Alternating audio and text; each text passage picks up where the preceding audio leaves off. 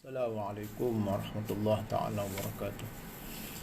Alhamdulillah rabbil alamin, nahmaduhu wa nasta'inu wa nastaghfiruh wa na'udzu billahi min shururi anfusina wa min sayyiati a'malina, may yahdihillahu fala mudilla lahu wa may yudlilhu fala hadiya lahu. Asyhadu an la ilaha illallah wa asyhadu anna Muhammadan abduhu wa rasuluhu sayyidul jinni wal bashar.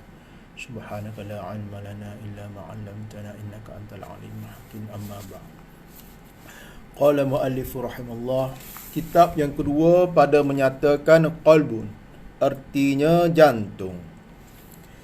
Jadi masuk kepada kitab yang kedua. Kitab sini dengan mana himpunan kata-kata ataupun kalau kita mudah faham ya, mana bab lah sinilah. Ada mana musannif pengarang rahimahullah membahagikan kitabnya. Mula-mula sekali muqaddimah. Muqaddimah ada musannif ngarang kata-kata dia. Pada dalam muqaddimah tu menceritakan juga mengenai ilmu mabadi' asyarah, pengenalan berkenaan dengan ilmu tasawuf. Kemudian pada kitab yang pertama, ni kitab yang kedua, mana kitab yang pertama ataupun bab yang pertama berkenaan dengan anggota yang tujuh. Anggota yang tujuh, itu mata, telinga, mulut, dua tangan, dua kaki, perut, kemaluan. Ini isyarat kepada kita dalam permulaan kita menuju jalan Allah Subhanahu Wa Taala, terlebih dahulu kita kena melaksanakan ketaatan yang zahir pada anggota kita yang zahir terlebih dahulu. Dan menjaga daripada melakukan maksiat yang zahir. Kemudian pada kitab yang kedua pada menyatakan qalbun. Ini batin lah, artinya jantung. Jantung ataupun setengah kita terjemah hatilah. Jantung sini mana jantung rohani, bukan jantung jasmani. Jadi musannif akan menceritakan berkenaan dengan batin pula. Bermula daripada sifat mazmumah dulu. 10 bab berkenaan dengan sifat mazmumah. Kenapa dimulakan dengan sifat mazmumah? Kerana terlebih dahulu kita kena sucikan dahulu hati kita daripada sifat-sifat yang tercela. Dipanggil dalam ilmu tasawuf takhliyah. Sucikan dahulu daripada sifat yang tercela. Jadi stepnya, permulaan mula-mula sekali ialah kita jaga anggota kita daripada melakukan maksiat. Apabila anggota tu makna maksiat tu zahir lah. Dan kita menggunakan anggota kita yang tujuh kepada kenapa anggota kita dijadikan ataupun dengan perkara perlakuan-perlakuan kerja-kerja yang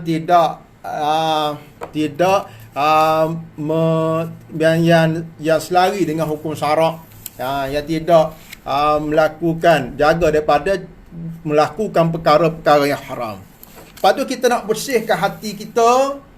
Kita tak boleh terus kita nak hias hati kita dengan sifat-sifat terpuji, sifat-sifat mahmudah, dengan melainkan terlebih dahulu kita jaga anggota kita hak zahir ni daripada melakukan maksiat, dan guna anggota kita zahir ni kepada untuk melakukan taat. Dan kemudian kita bersihkan, sucikan hati kita ni daripada melakukan maksiat batin. Bukan dulu sifat mazmumah.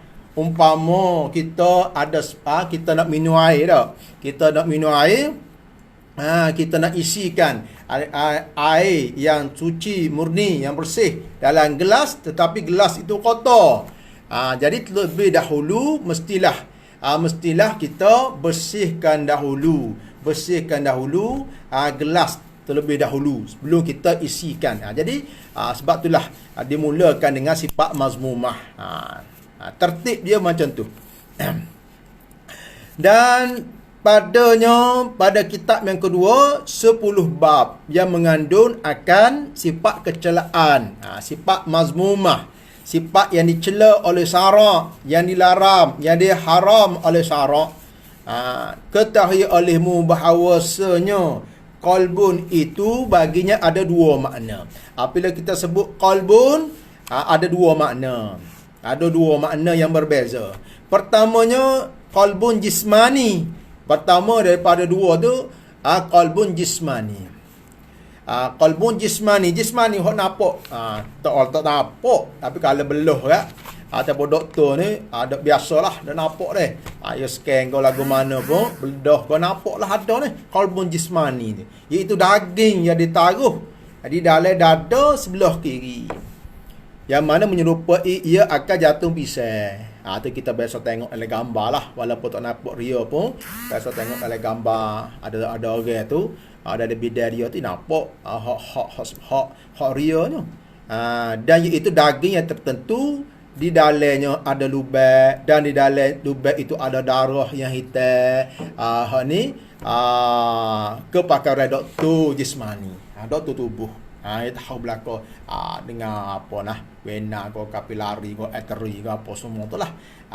Tapi bukan jatuh ni yang dimaksudkan yang kita bincangkan di sini. Kita bincang ialah yang kedua, iaitu qalbun ruhani. Qalbun ruhani.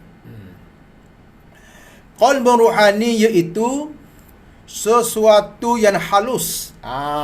Sesuatu yang halus tak nampak dengan mata kasar. Bukan alam syahadah, tidak nampak dengan alam syahadah. Alam dengan mata kasar tak nampak.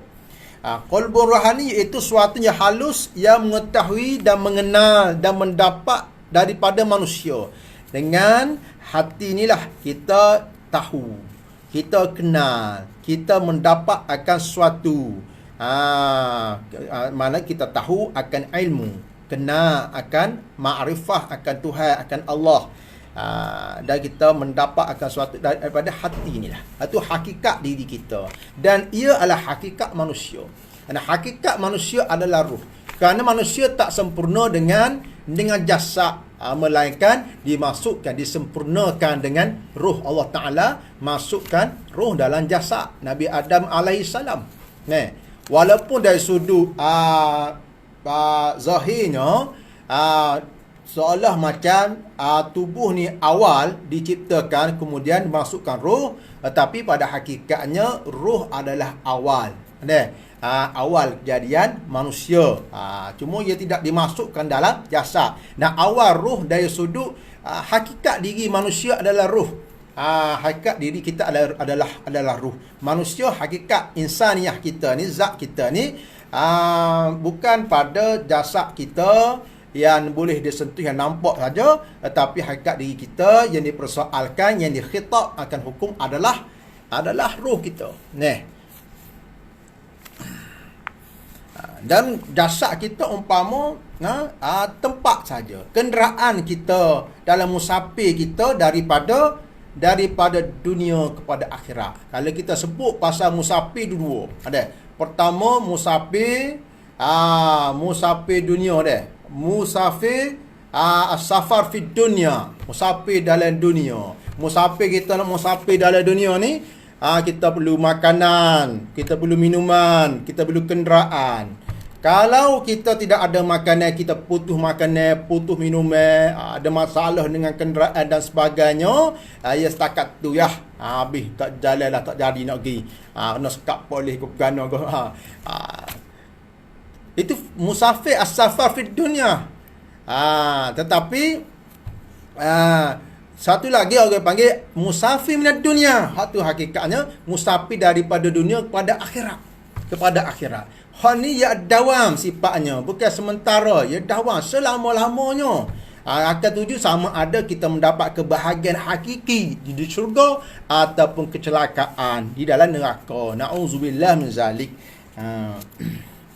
Jadi untuk kita permulaan dalam kita mendapat saadah hakikiah, dalam musafir kita di dunia ni hanya musafir sementara. Untuk kita bekalannya adalah Kalaulah di dunia bekalannya makan minum apa semua, adapun musafir kita, kalau musafir di dunia bekalan ialah makan minum, adapun yang mana ialah keperluan bagi jasad kita, tetapi daripada dunia, al-musafir minad dunia, bekalannya adalah fatazawwadu, fa inna khairaz zadi taqwa. Adalah takwa. Bekalannya adalah takwa. Dia bersifat kekal. Qala muallif rahimahullah, dan ia jua yang dihadapkan kepadanya perkataan. Ruh kita ni, qalbun ruhanilah yang ditujukan kepadanya perkataan. Mudah nampak lagu mana? Orang mati. Orang mati tak kena kecek, tak usah kata mati, tidur. Tidur ni orang panggil sepengah roh dia tak ada paruh dah. Tak ada sementara. Ada lagi tak mati lagi, tapi macam tak ada sementara. Ada, tak khabar gapo. Jasad ada, telinga ada, tak bekak lagi, mata ada. Tetapi tak khabar. Ada. Patut kita kecek dengan orang tidur. Nak orang dekur memang tak khabar. Kalau orang mati tak ada gapo, tak ada taklif dah, tak ada kata kena semaya bel apa, tak ada. Orang kecek tidur lah.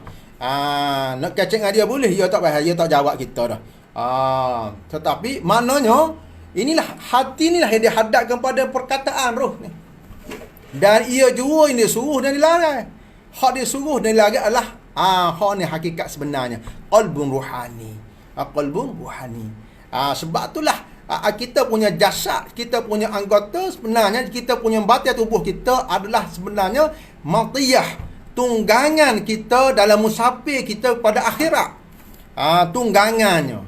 Bukannya jasad kita ni, bukannya roh kita menjadi tunggangan bagi jasad kita. Kalau hati kita menjadi tunggangan, menjadi suruhan kepada jasad kita, maka hakikat diri kita serupa dengan bahimah dengan haiwan-haiwan yang lain, yang mana hidup kita hanya untuk memenuhi keperluan jasad, makan, minum, rongga kita, nikah dan sebagainya. Tidak. Dan ia jua, ia qalbun rohani jua yang disuruh dan dilarang. Dan ada baginya bagi qalbun rohani ni sangkut paut dengan qalbun jismani. Dia kata ada kaitan juga dengan qalbun jismani. Ataupun ruh ni ada kaitan juga dengan jasad. Nanti ada kaitan. Dan sungguhnya tercengang kebanyakan akal manusia pada mengetahui sangkut paut antara keduanya. Tercengang maknanya tak nampak lah. Tercengang tak tahu. Tak tahu. Manusia akan daripada mengetahui sangkut paut antara keduanya. Apa sangkut paut? Ada khilaf, ada pembicaraan apa sangkut paut antara ruh. Kerana manusia sebenarnya dia tak boleh mengenal akan hakikat ruh. Kerana ruh ni adalah urusan Tuhan.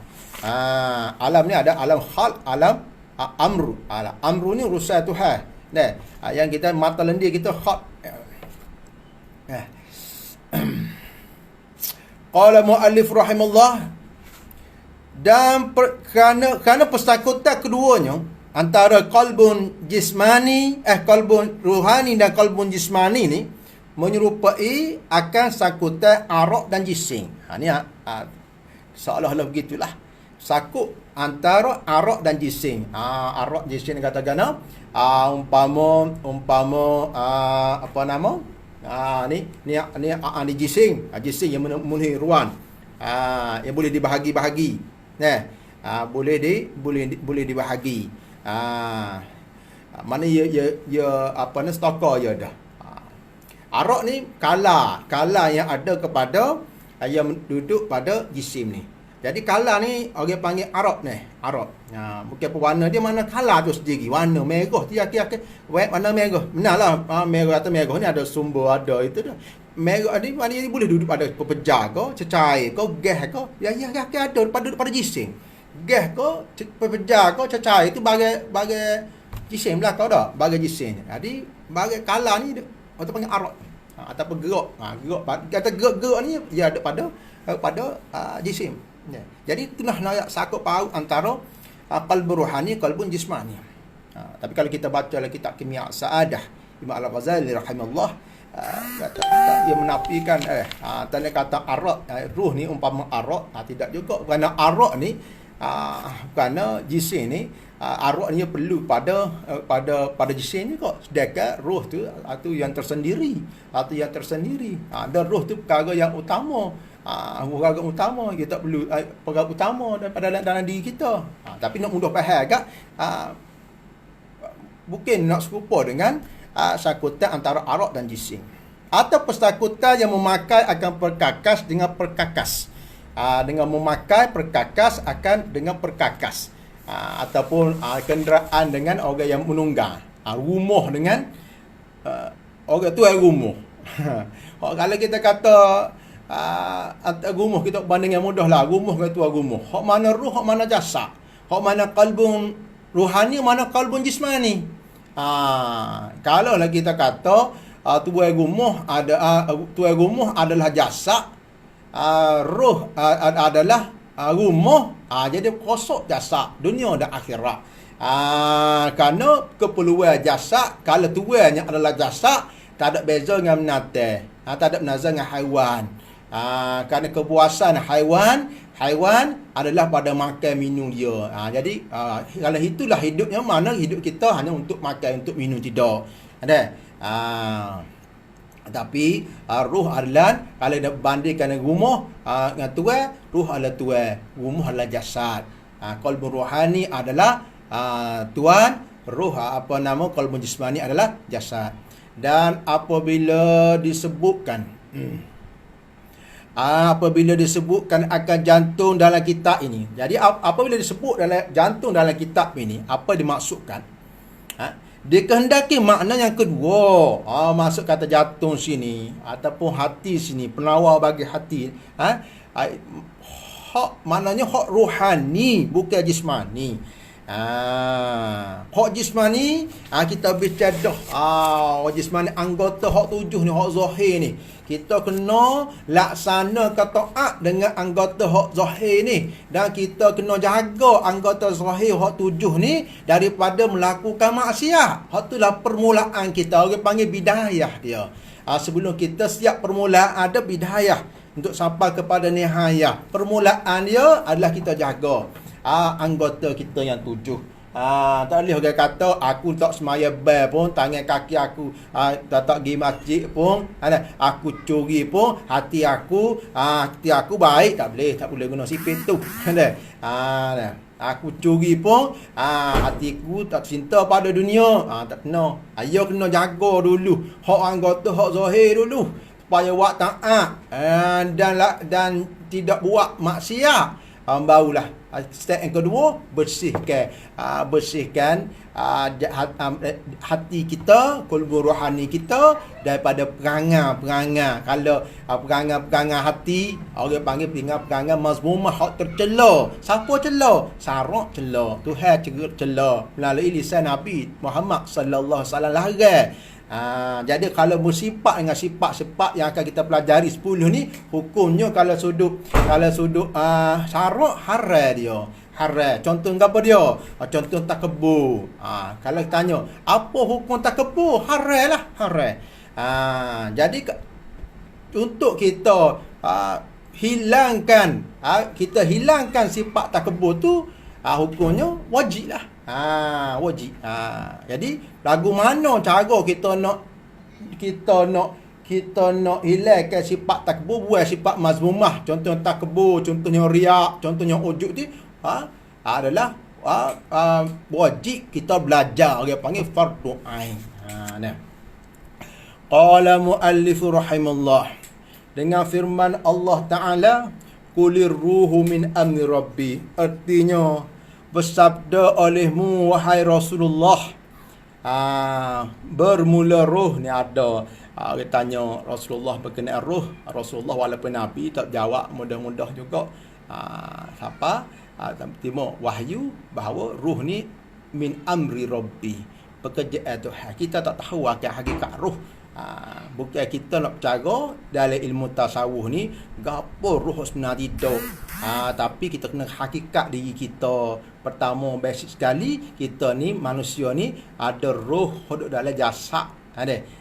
Ruh ni kita kena, ruh lah tepat makrifah, tepat kita kenal Tuhan, tepat kita disuruh, dilarang dan sebagainya. Bermula ruh, mana qalbun ruhani itu daripada pekerjaan Tuhan, urusan Tuhan. Pendeknya, kesimpulannya, qalbun dan ruh dan nafsu ni, nafsu ini ketiga-tiganya satu makna. Tadi kata qalbun patut ruh pula, nafsu pula, beza gapo? Satu sudutnya benarnya nak makna yang sama. Cuma ya kata ada nafsu ya ada martabak dia. Ada martabak, ada peringkat-peringkat dia. Kalaulah raja hati tu, raja bagi jasad kita ni, bagi diri seorang tu, itu qalbun itu ditawar oleh syahwat, ditawar oleh ghadab, dilawar oleh sifat-sifat oleh sifat-sifat yang tak molek, maka nafsu manusia tu, ruh tu jadi sangat tak molek. Orang panggil nafsu amarah tu bisu. Ada. Iaitu martabak dia.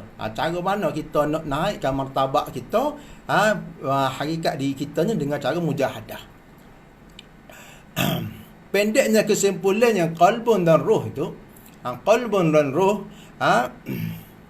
dan nafsu itu ketiga-tiga satu makna pada salah satu daripada segala makna ketiga-tiganya. Berkata akan dia oleh Hujjatul Islam, berkata akan dia akan apa? Akan satu makna. Tu. Oleh Hujjatul Islam Al-Ghazali di dalam kitab Ihya Ulumuddin, kemudian lazimkan olehmu akan memelihara jantung engkau, qalbun ruhani kita, hati kita, daripada segala kelakuan yang dicela, daripada segala kelakuan perangai, hati, sifat yang dicela. Dia cela oleh siapa? Oleh syarak, oleh hukum syarak, oleh Allah, oleh Rasul. Seperti takabur dan riya. Misal. Jadi akan bincang sini 10 sifat mazmumah. Ya misal contohnya takabur. Kita kena jaga, makna kita jangan bersifat dengan sifat. Bagaimana nak suruh jangan tu? Kita kena belajarlah. Kita kena belajar mula-mula mula-mula belajar.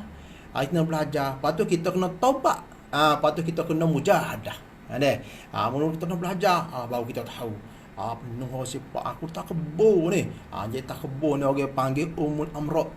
Ibu segala penyakit hati kita ni. Lepas tu kita tahu tu. Dia tak boleh kata nak mujahadah lah, tidak. Kita taubat dululah. Kena taubat dulu. Taubat, lepas tu buat pula, nak taubat lagi. Lepas tu balik kita mujahadah. Jadi takbun lagu mana? Takbun ni apa dia? Takbun ni kita lihat diri kita. Lihat diri kita. Bukan lihat dengan mata lendar tak. Lihat dengan mata hati kita. Melihat diri kita ni lebih daripada orang lain. Ada takabur. Kita lihat diri kita lebih daripada orang lain pada sifat kesempurnaan. Terkira lah dari sudut ilmu ko, dari sudut keturunan ko, dari sudut apa semua tu kan. Melihat dirinya lebih daripada orang lain itu takabur. Dan pada sifat kesempurnaan. Contohnya, pak sempurnaan gapak molek ilmu kata-kata lebih. Walaupun memang lebih sungguh. Contohnya seorang ulama, memang lebih daripada orang yang tak mengaji. Lepas tu lagu mana nak tak kebur. Dia kena lihat lah ilmu dia tu hai bagi. Asal nak tengok gitu. Jadi tak rasa lebihnya. Ada pun kata taat dia atas. Sudut taat dia.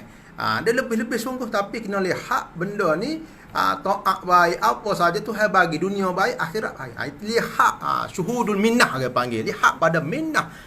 Lihat pada anugerah Allah Taala, tak lihat tak sandar pada diri sendiri. Menuntut pakat. Jadi takabur ni takaburnya ia lihat diri lebih daripada orang lain. Sifat kesempurnaan. Dan lihat orang lain pula lebih hina daripada dia. Itu takabur. Jadi kita nak belajar bagaimana kita nak kikih. Kena mujahadah semua. Mujahadah ni berusahalah. Amirul Haris. Kita buat mujahadah. Mujahadah jihad lah. Kita bersungguh-sungguh nak kikih sifat tu. Orang ngaji, budak ngaji peksa ke gapo bersungguh-sungguh. Boleh bersungguh-sungguh. Bukan sama lewat, kena bersungguh-sungguh. Mudah faham lah gitu. Dan riak, contoh riak, dan sifat celah lain riak. Riak apa riak? Riak ni apa dia? Bersikit. Nanti cerita sasa lah. Ayat lebih kurang dulu. Riak ni maknanya ia tuntut pakat. Tahu mesti pakat ni tidak? Pakat dalam hati manusia. Menutup pakat dalam hati manusia. Menutup pakat dalam hati manusia. Nak pada hati manusia. Nak suruh hati orang. Nak gebuk hati orang. Nak like hati orang. Nak gebuk hati manusia dengan ibadat. Dengan apa dia? Dengan ibadat dan pekerjaan kebaikan. Riak tu kok tu sebenarnya.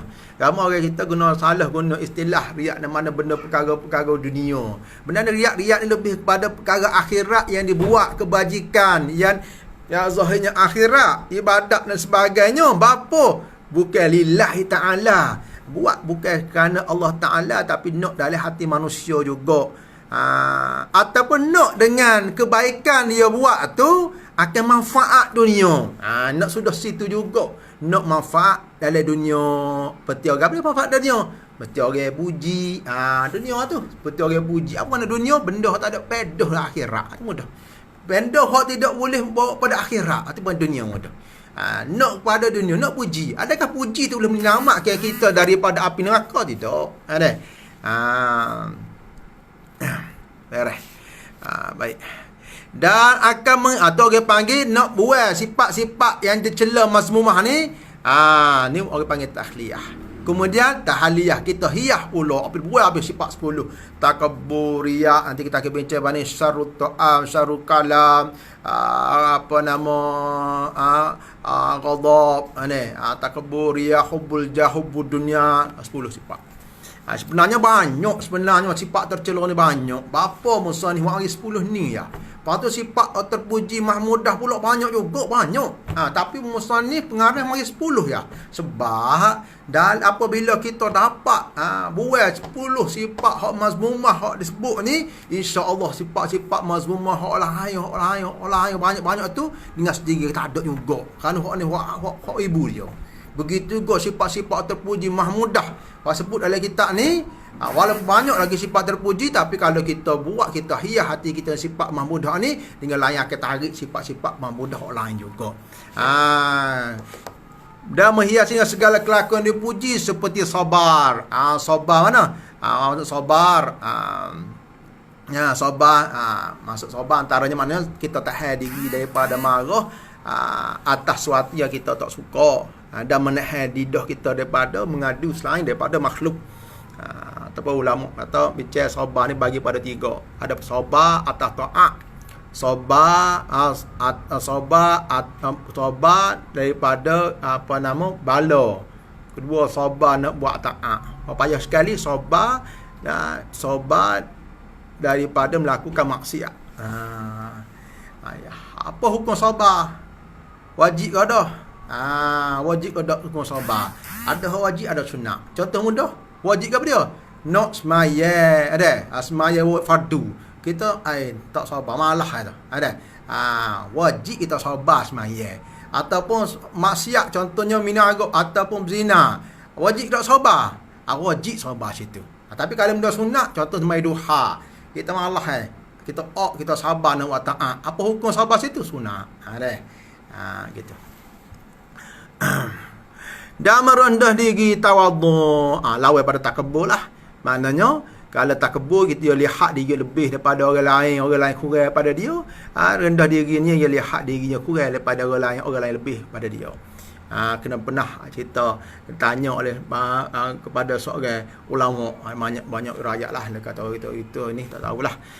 Mungkin ada banyak tanya ulama mana lebih mulia mu ke anjing. Saja nak marah. Jadi orang ulama ni yang apa nak kenal Allah Taala, kenal hakikat diri dia, ia bersifat lemah lembut, sifat hilim, tak mudah nak marah, nak apa. Dia kata anjing itu lebih baik pada aku kalau aku tempat aku dalam neraka. Kalau aku dalam syurga, aku lebih baik pada anjing. Jalalah. Kerana berapa perkara, jadi wajib kita bersihkan daripada sifat mazmumah dan hias dari sifat mahmudah kerana beberapa perkara. Pertama, wallahu ta'ala alam. InsyaAllah kita sambung mula. Subhanakallah walhamdulillah, asyhadu an la ilaha illallah. Assalamualaikum warahmatullahi wabarakatuh.